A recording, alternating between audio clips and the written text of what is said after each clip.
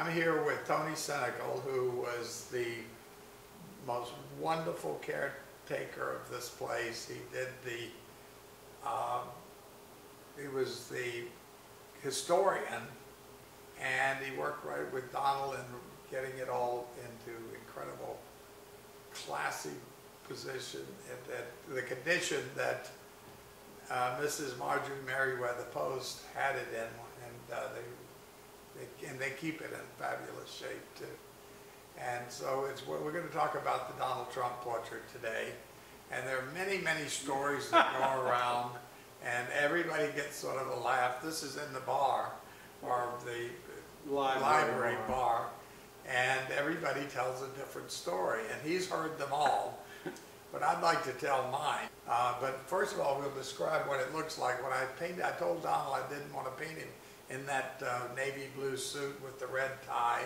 That every photograph he ever had done, a painting, was all done in New York that way. I wanted to do a definitely Palm Beach look.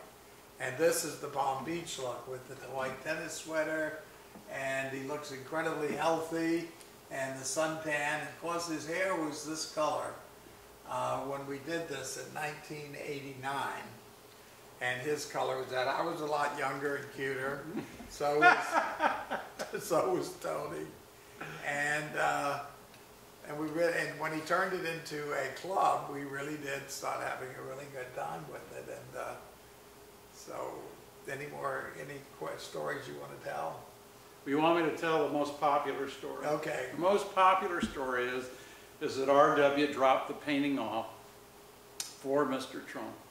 And when Mr. Trump first saw it, he said, "What's the story on this painting?"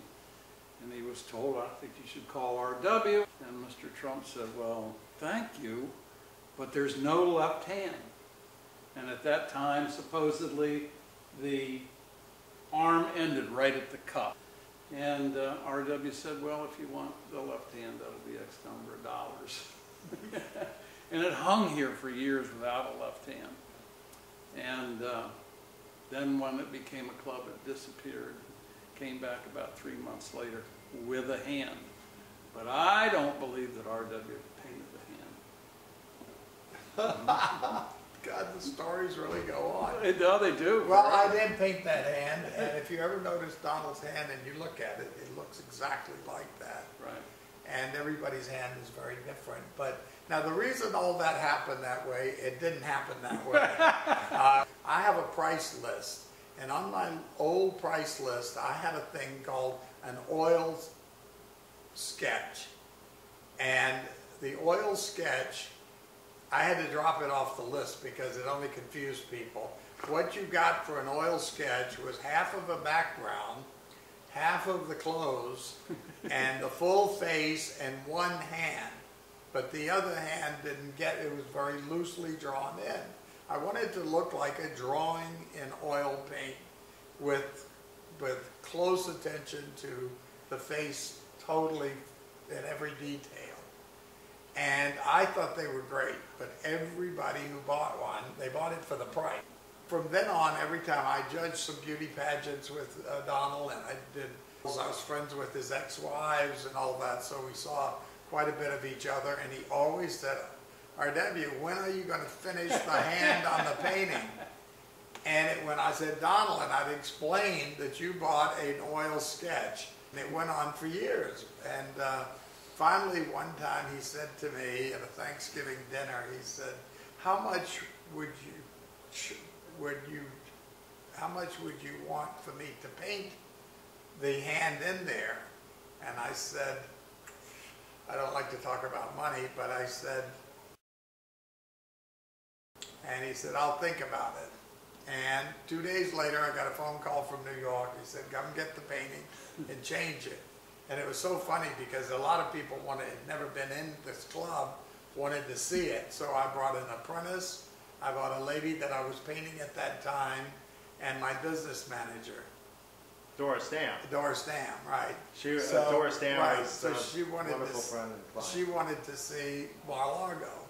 So Donald happened to walk in when we were moving. He said, "Oh, it takes one for each corner." So You know, and Donald has got a lot of wit, and I like to laugh all the time. So we've had some good laughs together. It's very hard when you're doing a painting, you never laugh because it's a very serious thing. But all around it you can. So I think people were trying to have laughs with this painting, or they were just being bitchy, or whatever they were. And but is there any more stories? Or? No, I think that's the basic one that everybody really enjoys. Well, different variations yeah. of that, right? But Tony, what do you think the portrait means to the club and to Donald and his family? Well, usually when I introduce the painting, I first talk about Mrs. Poe's painting, which is on the opposite wall, and I say, and she sits there and keeps her eye on Donald Trump, who's across the room, and everybody turns around. And it's an impressive painting. And if you know the real Donald, that's the real Donald. The visionary. The painting is called, but he is a visionary. You know, you painted as children as well. Yeah. Donnie Jr., Eric, and Ivanka, and Tiffany. right. Well, I'll tell you about that in a minute, but the last day I was invited to a party here, and Marla wanted me to go along with it, and I had the whole 4 generations Oh my God. of them at this party. And so anyway, we had to work out a way to paint them without Donald finding out. She commissioned me to paint the whole portrait. And of course, you know, Donald always has lots of people knowing where every child is at all times. So we had the hardest time sneaking Steve in through her to get to do the photographs of the kids so that I could do.